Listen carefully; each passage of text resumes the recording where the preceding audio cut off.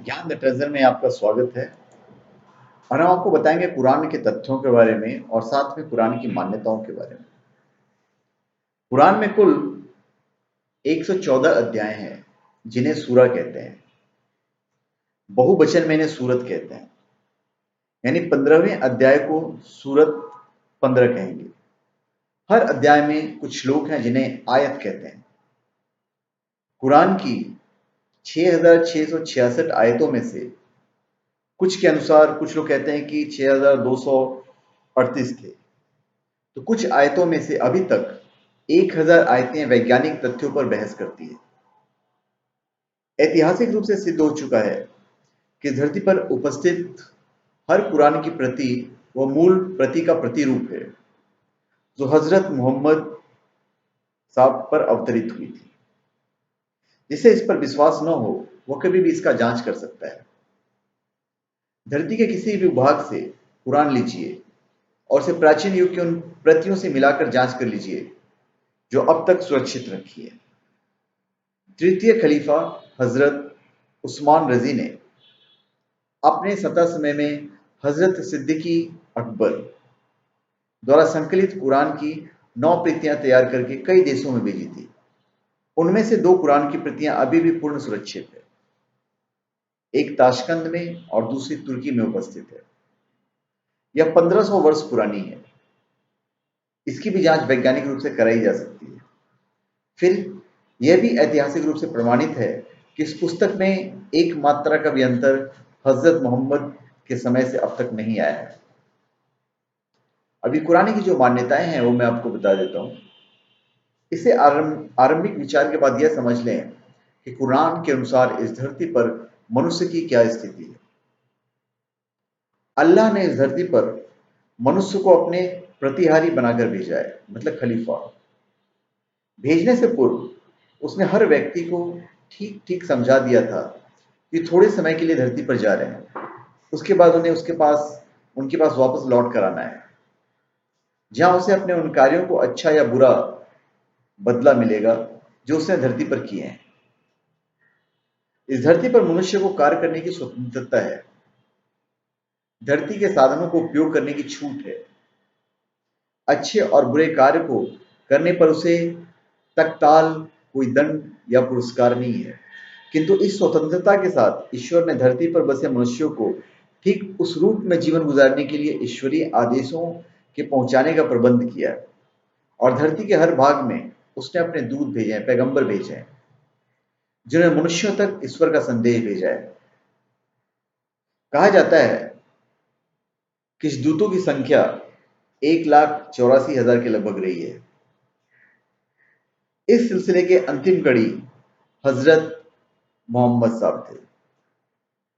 कुरान के अनुसार उनके बाद अब कोई दूत नहीं आएगा, किंतु हजरत ईसा अपने जीवन के शेष वर्ष इस धरती पर पुनः गुजारेंगे।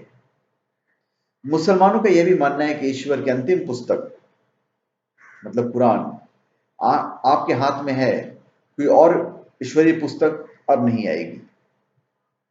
हजारों वर्षों तक निरंतर आने वाले पैगंबरों का, चाहे वे धरती के किसी भाग में अवतरित हुए हों, उनका संदेश एक था, उनका लक्ष्य एक था। ईश्वरीय आदेश के अनुसार मनुष्यों को जीना सिखाया। हजारों वर्षों का समय बीतने के कारण ईश्वरीय आदेशों में मनुष्य अपने विचार, अपनी सुविधा जोड़कर नया धर्म बना लेते हैं, मूल धर्म को विकृत कर एक आडंबर खड़ा कर देते हैं, और कई बार तो ईश्वरीय आदेश के विपरीत कार्य करते हैं, क्योंकि हर प्रभावी व्यक्ति अपनी शक्ति के आगे सबको मस्तक होना देखना चाहता है। आखिर अंतिम नबी हजरत मोहम्मद साहब कुरान के साथ इस धरती पर आए, और कुरान ईश्वर की इस चुनौती के साथ आई जिसकी रक्षा स्वयं ईश्वर करेगा। 1500 वर्षों का लंबा समय यह बताता है कि कुरान विरोधियों के सारे प्रयास के बाद भी कुरान के एक शब्द में भी परिवर्तन संभव नहीं हो सका है।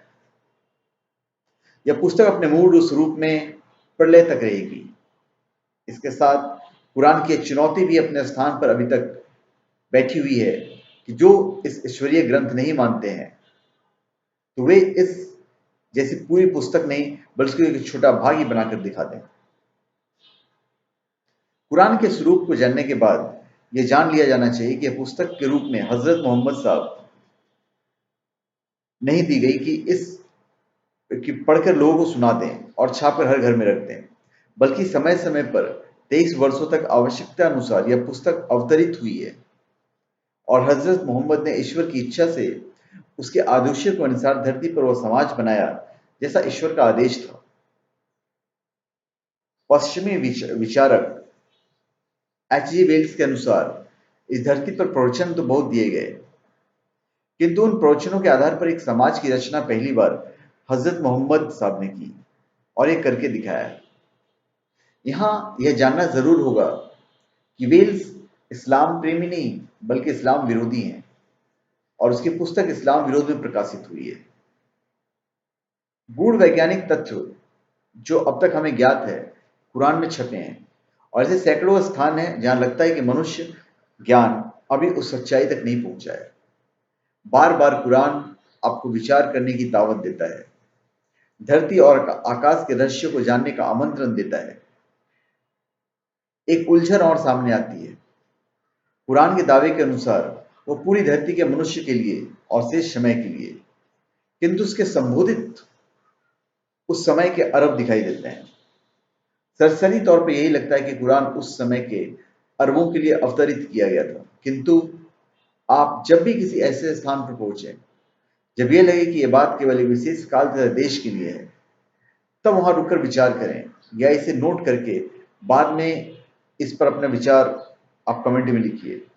आपको हर बार लगेगा कि मनुष्य हर युग हर भूभाग का एक हिस्सा है और उस पर यह बात ठीक वैसे ही लागू होती है जैसे उस समय के अरबों पर लागू होती थी। तो धन्यवाद। आप हमारे चैनल को सब्सक्राइब करें और अपने कमेंट दीजिए। धन्यवाद।